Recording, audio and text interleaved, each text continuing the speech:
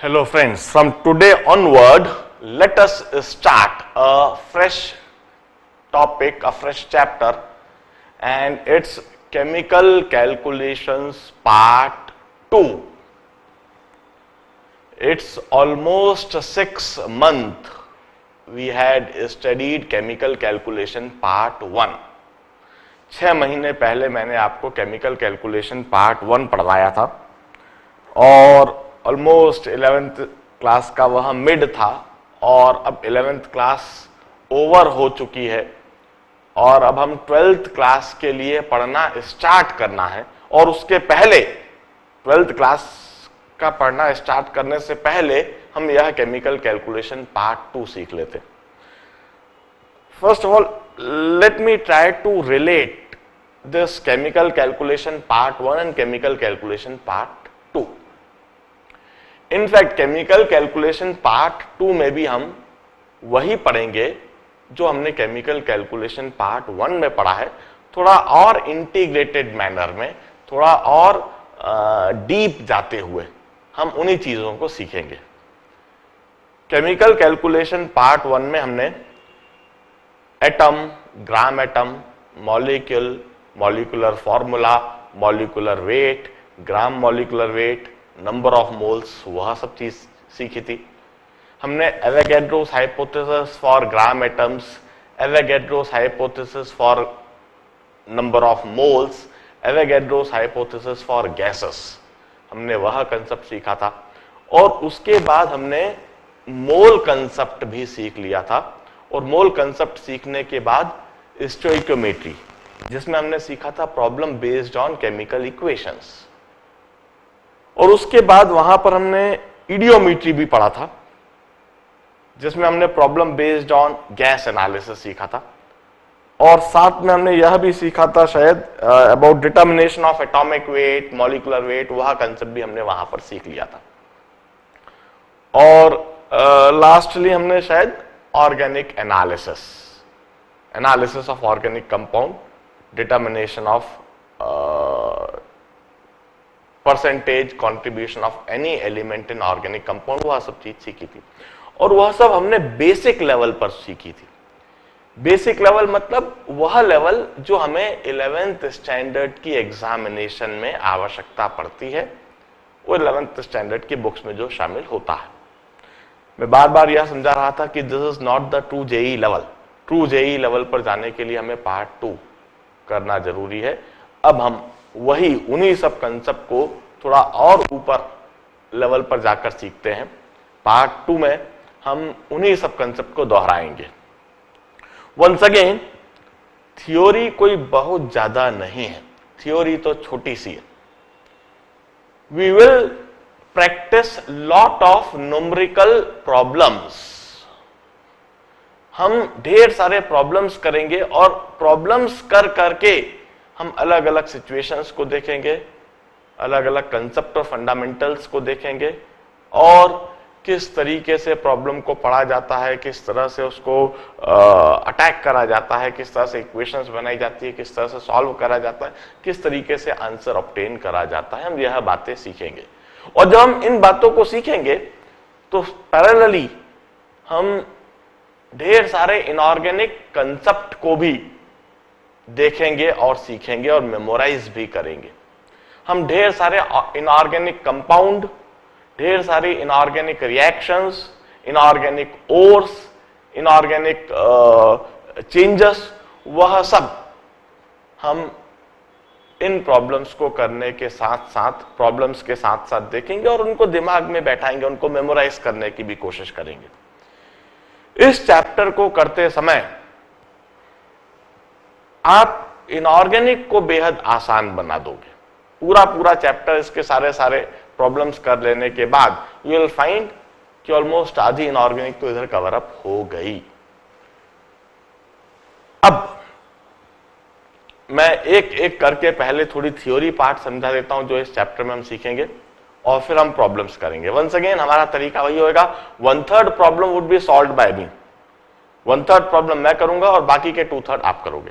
1/3 problem करते समय मैं वह सारे कंसेप्ट जो मुझको समझाने हैं वह भी बता दूंगा और प्रॉब्लम को पढ़ने समझने का तरीका ही बता दूंगा। मैं थ्योरी स्टार्ट करता हूं, उसके पहले let's take a break of 1 minute, just hold on. चलिए अब सबसे पहले हम इसमें कंसेप्ट सीखते हैं, the concept of methods of expressing concentration. सबसे पहले मैं आपको सिखाऊंगा methods of expressing concentration of any solution or mixture।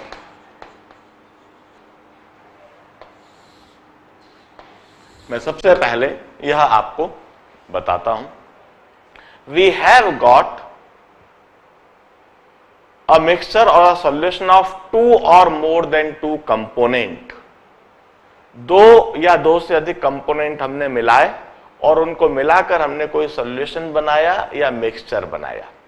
अब उसमें कोई भी कंपोनेंट कितना है, what is the contribution of any particular component, that is termed as concentration. और इस कंसंट्रेशन को एक्सप्रेस करने के कई मेथड्स हैं, कई तरीके हैं। हम उन सभी तरीके को सबसे पहले इस चैप्टर में सीखते हैं। देखिए, वो कंपोनेंट किसी भी फिजिकल स्टेट में हो सकता है। It may be solid, it may be liquid और इट मे बी गैस। अलग अलग केस में हम अलग अलग मेथड्स का इस्तेमाल कर सकते हैं। कुछ कंडीशंस हैं, कुछ रेस्ट्रिक्शंस हैं, उन सभी को मैं आपको बताता हूं। सबसे पहला method which is already known to you, you are familiar with it, and it's mass percentage। Mass percentage बड़ा साधारण सा तरीका है, आपको अच्छी तरह से पता है। mass percentage of A, mass percentage of A is defined as mass of A upon total mass into 100। This is the definition of mass percentage, the basic definition। जैसे this is mass of A, Ma, and summation M। जब हम summation M लिख रहे हैं, it means total mass of all the component into 100। This is the basic definition of mass percentage। For example, if we have got a binary solution containing 2 component, if we have got binary solution containing 2 component A and B, in that case mass percentage of A would be written as mass of A upon total mass, that is mass of A into mass of B into 100। This is for binary solution, A plus B। कोई binary solution है जिसमें A और B है, तो उसके लिए हम इस तरह से मास परसेंटेज को डिफाइन कर सकते हैं। अब mass of A upon total mass into 100। The important concept regarding this is mass is independent of temperature। Mass never varies with temperature। You may increase the temperature, you may decrease the temperature, but mass would remain constant, mass would remain fixed। Mass of A भी fix रहेगा, mass of B भी fix रहेगा, total mass भी fix रहेगा, इसलिए mass percentage भी fix रहेगा। मैं कहना चाहता हूं it's independent of temperature, it does not very with temperature, it's independent of temperature, it's independent of temperature. Temperature के वेरी करने से किसी भी कंपोनेंट का मास परसेंटेज कभी भी वेरी नहीं करेगा, वह फिक्स रहेगा, वह कांस्टेंट रहेगा। दूसरी बात, if we add mass percentage of all the component, then the sum total would always be equal to 100। यदि हम सॉल्यूशन के अंदर जितने भी कंपोनेंट हैं उन सभी का मास परसेंटेज ऐड कर दें तो सम टोटल हमेशा 100 होएगा। यदि दो कंपोनेंट है ए और बी, बाइनरी सॉल्यूशन है और दो कंपोनेंट है ए और बी, तो mass percentage of A plus mass percentage of B would always be equal to 100। If we add mass percentage of all the component, then the sum total would always be equal to 100. अब एक और बात, this method of expressing concentration, this mass percentage is generally avoided. It's not used if any one of the component is a gas. कोई सा भी एक component यदि gas हो जाए, सॉल्यूशन के अंदर कोई सा भी एक कंपोनेंट यदि गैस हो जाए, तो जनरली इस मेथड को अवॉइड करा जाता है, इस मेथड का इस्तेमाल नहीं करा जाता है। ऐसा क्यों? It's because it's not easy to measure the exact mass of gas in any liquid और सॉलिड सॉल्यूशन। यदि कोई सॉल्यूशन है, कोई लिक्विड सॉल्यूशन है या सॉलिड सॉल्यूशन है, यदि उसमें गैस मिली हुई है, तो उस गैस का एग्जैक्ट मास आप मेजर ही नहीं कर पाओगे। It's almost impossible, it's very difficult. अब जब आप गैस का एग्जैक्ट मास आप मेजर ही नहीं कर पाओगे, तो मास परसेंटेज को भी आप एग्जैक्टली कभी डिटरमाइन नहीं कर पाओगे। मैं कहता हूं it's not used, it's not used if any component is a gas, is a gas. कोई सा भी एक कंपोनेंट यदि गैस हो जाए तो इस मेथड को जनरली अवॉइड करा जाता है। ऐसी कंडीशन में इस मेथड का इस्तेमाल नहीं करा जाता है। इसके बजाय कोई और मेथड का इस्तेमाल करेंगे, उनमें से कोई मेथड का इस्तेमाल करेंगे जिन्हें हम आगे डिस्कस करने जा रहे हैं। आगे हम और भी कई मेथड डिस्कस कर रहे हैं, उनको हम इस्तेमाल करेंगे, मगर इसे इस्तेमाल नहीं करेंगे क्योंकि गैस का मास ही फिर मेजर नहीं हो पाएगा। This is about mass percentage. The second method of expressing concentration is volume percentage. Volume percentage. जिस तरीके से हमने मास परसेंटेज को डिफाइन करा है, उसी तरीके से अब मैं वॉल्यूम परसेंटेज को डिफाइन करता हूं। Volume percentage of A is volume of A upon total volume into 100. Volume percentage of A would be defined as volume of A upon total volume into 100. Summation V, summation V लिखा है, इसका मतलब add volume of all the component.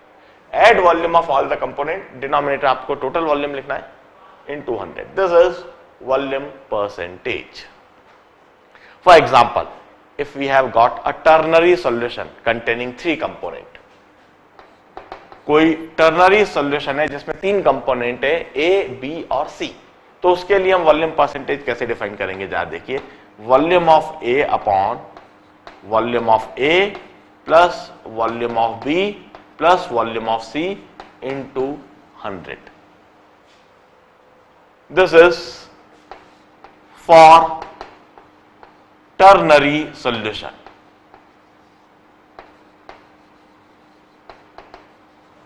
That is A plus B plus C, which consists of 3 component. ऐसे solution के लिए हम volume percentage इस तरह से डिफाइन करेंगे। अब volume depends on temperature, volume temperature पर डिपेंड करता है।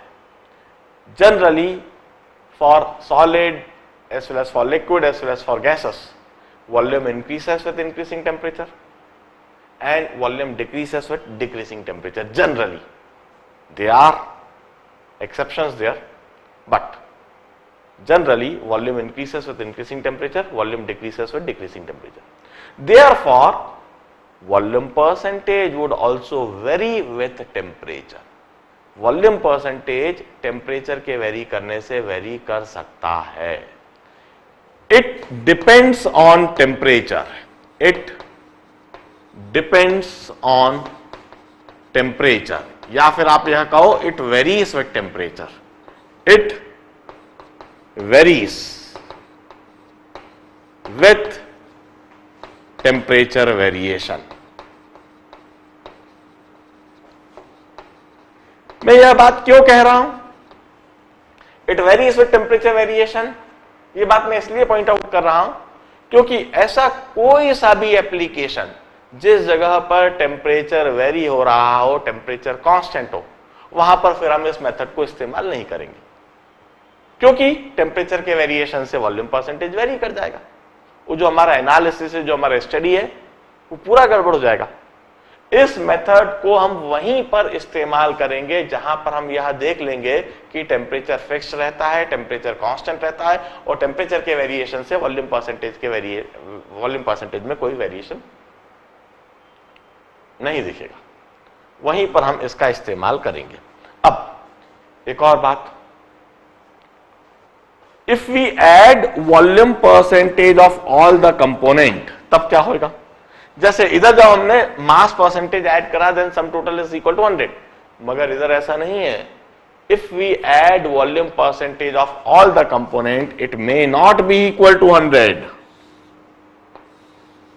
सभी कंपोनेंट का वॉल्यूम परसेंटेज ऐड कर देने पर सम टोटल 100 हो, ऐसा कोई जरूरी नहीं है, because volumes add up algebraically नहीं होते हैं। जब दो कंपोनेंट को मिलाया जाए, then depending on intermolecular forces resulting solution expand भी कर सकता है और रिजल्टिंग सॉल्यूशन कॉन्ट्रैक्ट भी कर सकता है। यदि इंटरमॉलिक्यूलर फोर्स कम होगी तो दो कंपोनेंट को मिलाने पर वह फैल जाएगा, एक्सपांड हो जाएगा, और यदि इंटरमॉलिक्यूलर फोर्सेस ज्यादा हुई तो दो कंपोनेंट को मिलाने पर रिजल्टिंग सॉल्यूशन कॉन्ट्रैक्ट हो जाएगा, सिकुड़ जाएगा। इस वजह से सभी कंपोनेंट के यदि हम वॉल्यूम परसेंटेज ऐड करें तो सम टोटल हमेशा 100 हो, ऐसा कोई जरूरी नहीं, वह 100 नहीं भी हो सकता है। जबकि मास परसेंटेज के सभी कंपोनेंट के मास परसेंटेज यदि हमने ऐड करें तो सम टोटल 100 होता है। अब एक और बात, यदि सॉल्यूशन के अंदर कोई सॉलिड हो तो उस सॉलिड का एग्जैक्ट वॉल्यूम मेजर नहीं करा जा सकता। यदि हमने ए, बी और सी को मिलाया, इनमें से यदि कोई सा भी सॉलिड है तो आप फिर उसका एग्जैक्ट वॉल्यूम मेजर नहीं कर पाओगे, क्योंकि उसमें वॉइड्स भी होती है। जैसे पानी में यदि हमने शक्कर डाली, जब पानी में हम शक्कर डाल रहे हैं तो शक्कर का एग्जैक्ट वॉल्यूम आप नहीं समझ पाओगे, नहीं निकाल पाओगे। ऐसी कंडीशन में आप वॉल्यूम परसेंटेज को इस्तेमाल नहीं करते हो। It's not used, it's not used if any component is solid, if any component is solid, यदि कोई सा भी कंपोनेंट सॉलिड हो तो फिर आप इस मेथड को इस्तेमाल नहीं करते हो। ऐसी कंडीशन में आप कोई दूसरा मेथड इस्तेमाल करते हो, या तो मास परसेंटेज इस्तेमाल करोगे या आगे हम और भी ढेर सारे मेथड सीख रहे हैं उनमें से कोई इस्तेमाल करोगे, इसे इस्तेमाल नहीं करोगे। वॉल्यूम परसेंटेज का इस्तेमाल तभी होता है जब सारे कंपोनेंट या तो लिक्विड्स हो या फिर गैसेस हो। अब the next method of expressing concentration is volume percentage in weight by volume, volume percentage in weight by volume. इसे बताने से पहले मैं इसका एप्लीकेशन बताता हूं। वो जो मेडिसिन की सिरप्स आती हैं, कभी उन्हें ध्यान से देखो। विटामिन सी सिरप होती है, या विटामिन ए सिरप होती है, विटामिन बी सिरप होती है, या फिर आयरन सिरप है, या मिल्क ऑफ मैग्नीशिया है, या फिर कोई एंटीसेप्टिक सिरप है। इन सिरप में कॉन्सेंट्रेशन कैसे दिया होता है जरा ध्यान से देखना। जैसे आप विटामिन सी सिरप ले लीजिए, विटामिन सी सिरप, लिमसी, सक्सी, इनकी सिरप जो आती हैं खट्टी खट्टी लगती है, बड़ी टेस्टी लगती है। इनकी बोतल को बड़े ध्यान से देखिए और इनके बोतल पर कॉन्सेंट्रेशन कैसे लिखा हुआ है ये समझिए। वहां आपको लिखा हुआ दिखाई देगा 5 मिलीग्राम पर 5 ml, 5 मिलीग्राम पर 5 ml। इस तरीके से विटामिन सी सिरप पर विटामिन सी का कॉन्सेंट्रेशन लिखा हुआ है। अब इसका क्या मतलब है? इसका मतलब है यदि आप उस सिरप में से 5 ml लेते हो और उस 5 ml को पीते हो, तो उस 5 ml को पीने पर आपने अपनी बॉडी के अंदर 5 मिलीग्राम विटामिन सी डाल लिया है। You had already consumed, you had already taken, you had already absorb 5 milligram of vitamin C when you consume 5 ml of that syrup. Now this is weight by volume, in fact. Weight by volume. Volume percentage in weight by volume is defined as grams of solute per 100 ml of solution. Per 100 ml of solution. This is the definition of volume percentage in weight by volume. It's grams of solute per 100 ml of solution. 100 ml solution लेंगे, उसमें जितने grams solute के हैं, that is termed as volume percentage in weight by volume. For example, कहीं पर लिखा है 10% weight by volume of iron, 10% weight by volume of iron, किसी आयन सिरप पे लिखा है, आयन सिरप के ऊपर ये कंसंट्रेशन इस तरह से लिखा है। इसका मतलब क्या हुआ? इसका मतलब है कि उस बॉटल में से यदि हम 100 ml सिरप लेंगे, उस बॉटल में से यदि हमने 100 ml सिरप लिया, तो उस 100 ml सिरप में 100 ग्राम आयरन होगा, 10 ग्राम आयरन होगा। उस 100 ml सिरप में 10 ग्राम आयरन का होगा, 10 gram of iron in 100 ml of that solution. This is the meaning of 10% weight by volume of Fe. This is the third method of expressing concentration. It's volume percentage in weight by volume. Generally इसका इस्तेमाल अधिकतर syrup में होता है, जो medicine shop पर आपको मिलती है, वहां पर इसका इस्तेमाल होता है। बड़े ध्यान से सबसे पहले इन 3 मेथड्स को नोट डाउन कीजिए, इसके बाद अगला मेथड समझाऊंगा, इसे नोट डाउन कीजिए please.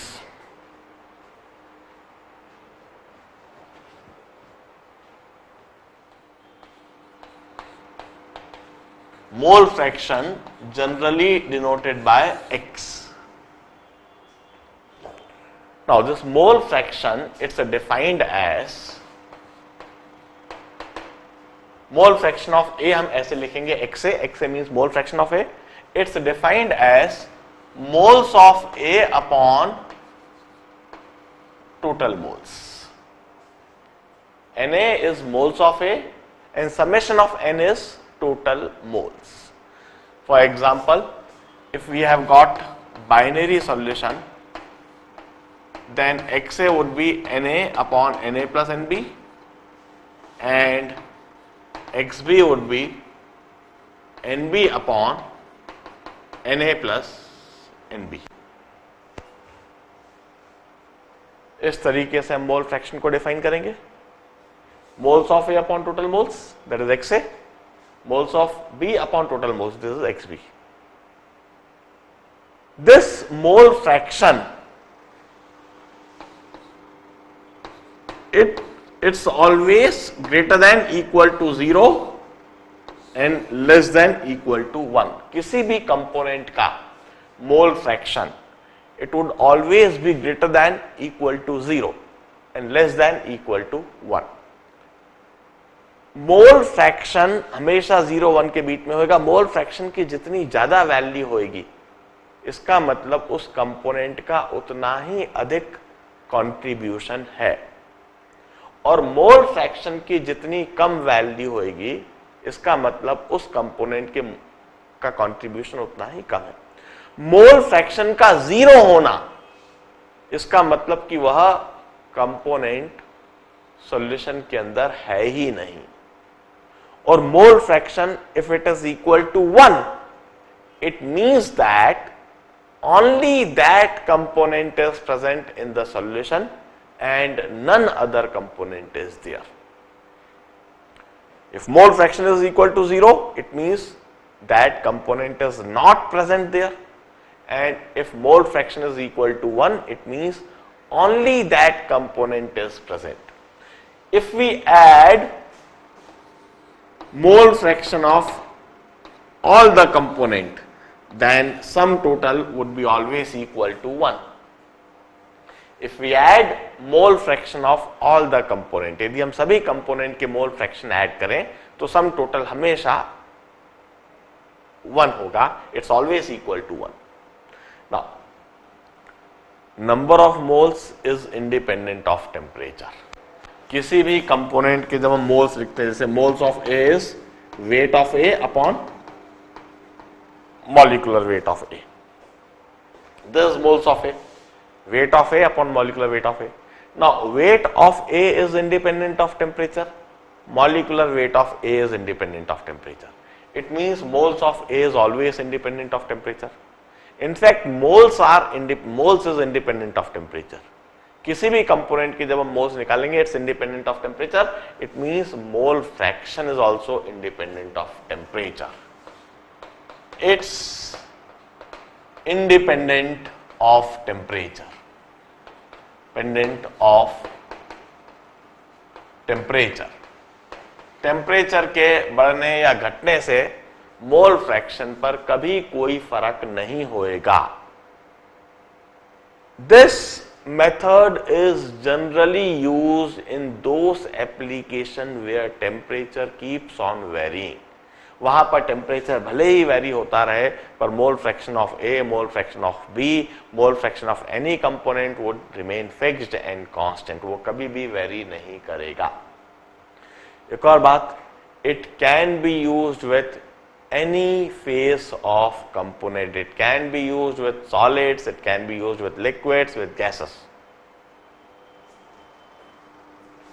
It can always be used with solids, liquids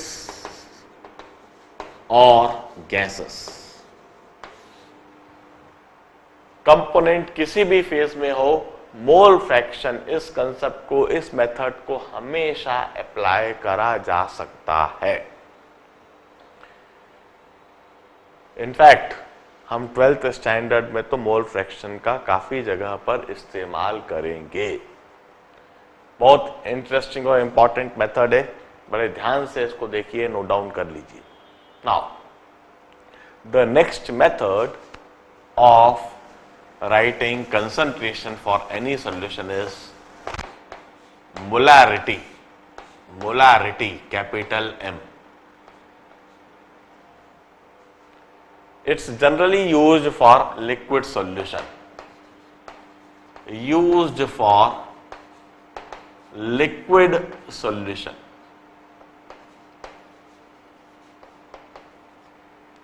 देखिए मोलारिटी को डिफाइन हम कैसे कर रहे हैं. It's defined as number of moles per liter of solution. Number of moles per liter of solution.